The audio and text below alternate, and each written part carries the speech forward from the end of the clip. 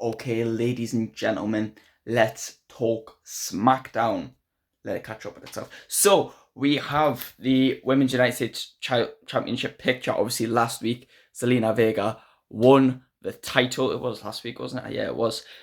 So this week, Chelsea Green and the Secret Hervers went up to NICHOLLZ, obviously acting like it was an injustice. And it was actually quite funny because they were like, NICHOLLZ, you're not even from the USA. We'll get you in trouble. And then he went, well, neither are all of yous, because obviously NICHOLLZ, I think he's Australian. He sounds Australian. I don't know. But Chelsea's Canadian and Piper and Alba are Scottish. So, yeah. Anyway, Chelsea Green wanted the rematch for the title. NICHOLLZ said, well, actually, Piper Niven is going to fight Zelina tonight. And if Piper wins, then Piper can earn herself a shot. And then maybe Chelsea and Alba have to be her Secret Hervers, which is quite clever. But obviously that's not going to happen because they're not going to have another team breakup. Not this one, especially when they've fired so many of women's tag teams wrestlers. So whatever. Piper Niven and Zelina Vega had their match. Now obviously, given that NICHOLLZ said if Piper wins, she'll earn a shot, you'd think that might be what happened. But I like that it didn't. Why? Because Zelina Vega has just won the title. You want her to look good.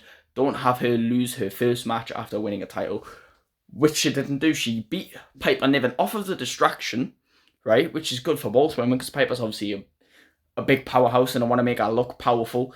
So the fact she lost by roll-up was probably a lot better for everyone. So Zelina won that. No shot for Piper, but I reckon the Secret Hervers are not done with Zelina Vega in that Women's United States Championship.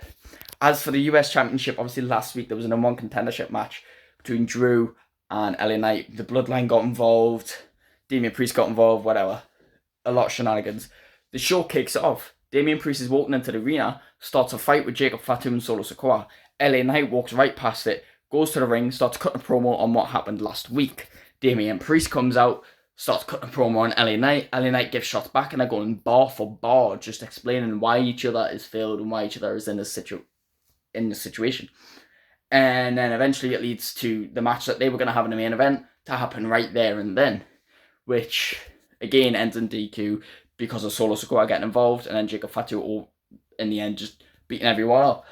Drew McIntyre was not there that night, but Jacob Fatu and Solo Sikoa were seeing NICHOLLZ. NICHOLLZ was telling them off for interrupting 2 matches, and then NICHOLLZ says as a result of this, Jacob will defend against LA Knight and Damian Priest in a triple threat match at Backlash. Solo Sikoa then points out, no, they should not be getting the shot.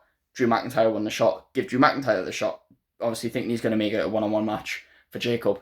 Instead, what NICHOLLZ does is add Drew McIntyre to the match, and now we have the world's best fatal 4-way match you've ever seen. Jacob obviously gives Solo the big massive side eye for this, because what you doing? You just fucked me up. And then Solo turns to NICHOLLZ and says, you're trying to screw Jacob. And NICHOLLZ says, no, Solo, you are. Planting the seeds. I don't know how many times I say this in the series, but planting the seeds for Solo versus Jacob. We're going to have this fatal 4-way, which absolutely any 4 of them could and should deserve to win. But Jacob Fatu is obviously going to retain. And then Jacob will face Solo somewhere down the line. And I think after this match, we're probably going to have a quick one-on-one feud between Drew McIntyre and LA Knight, where LA Knight might get a big win to propel him into the main event scene. There's going to be a Money in the Bank ladder match, and less said the better, right? Not less said, but I don't want to think too hard, too far ahead when we're focusing on tonight's SmackDown. Last week we had Aleister Black debut, kick The Miz. So tonight they had a match. The Miz had a great promo hyping himself up before the match. That was great. And then actually had a great match. The Miz, had great chemistry with Aleister Black. And then Carmelo Hayes went to get involved. It didn't work. And Aleister Black pinned The Miz. But the seeds were planted again for Carmelo Hayes, Aleister Black. We are all looking forward to that match because that will be absolutely insane. Like, it'll be another Carmelo Hayes Andrade banger. Like, probably even better. Just probably even better. Like, it honestly, that match, I want to see it, and I want to see it in the main event of WrestleMania. Like, that's what I want to see. So that's exciting. Speaking of more just random one-on-one feuds, they've had the whole thing of Santos Escobar telling those guys to respect Rey Fenix as they've both lost to him, and he's been kind of pissing them off and falling out with them. So tonight, Santos Escobar went up to Rey Fenix to talk to him, and all of a sudden switched sides, and he went, You're an embarrassment. You lost at WrestleMania and you embarrassed the whole luchador thing. Luchador culture. And then they had a match and it was quite good. Santos Escobar seems to have lost quite a bit of weight, and he was countering a lot of Rey Fenix's stuff, and he was actually had a bit of control of the match. And then Rey Fenix won with the most devastating finisher I've ever seen. I mean, a meteor from the top rope, but it wasn't like Santos was standing. Santos was lying down. It was basically jumping from the top rope, landing your 2 knees on someone's head. I mean, come on, right? So I don't mind if he uses that as a finisher as well as his muscle post-up spinny thing, you know. So that was a great match. And then they went backstage. Santos was like, Los Garza, where were you? You know, you're supposed to be out there helping us tonight. And then Andrade walks in and says, what's your problem, man? Have some respect and stuff like that. And then Santos storms off, drags Angel with him, tries to drag Humberto with him. Humberto's kind of hanging back with Andrade, being like, nah, I don't want to go. Santos drags him. So more seeds planted. Seeds planted. That's going to be like the catchphrase for this series. Andrade will take over like Auto del Fantasma. Not in a heel way, but he's going to help propel Humberto and Angel. And Santos is going to go his own route. Like, he's done with groups. He left the LWO too early, by the way. Left the LWO to start like Auto del Fantasma. Didn't need either. He just needs to be a good solo superstar. So, I'm excited for that. In terms of the tag team championships, we didn't have any of the teams that were in the tag match last week. Instead, we did have the debuting team, Fraction, who debuted last week against Los Garza, facing Pretty Deadly, and they beat Pretty Deadly. So that was pretty cool. I won't lie. Did someone... I can't remember what happened with that. I can't remember if this was NXT or Smackdown, but someone said we would love to be the first in line when Liv and Raquel get back from shooting their movie. But I can't remember who that is, so it mustn't be important. We had. Oh yes, Randy Orton came out, cut a promo on John Cena. You know, basically calling him a hypocrite. He went at the whole hustle out of respect, and he said the only thing he gives John Cena is the hustle.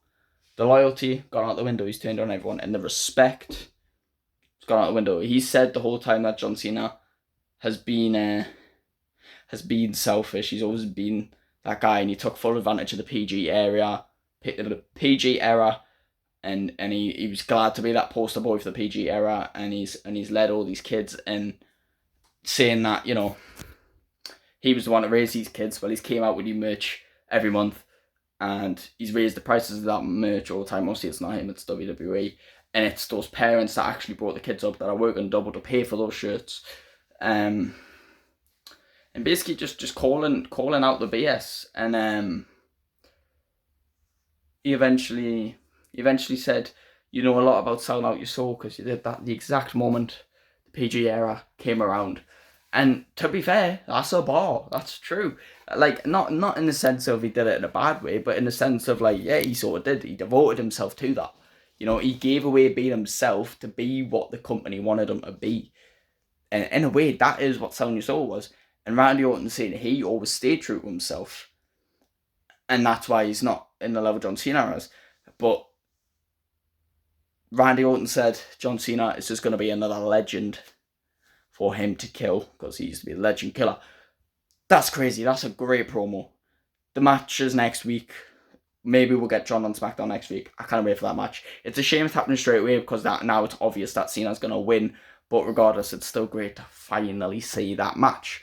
And then we had a whole promo battle. Nia Jax came out to stake a claim to the WWE Women's Championship. Tiffany Stratton came out to argue with her.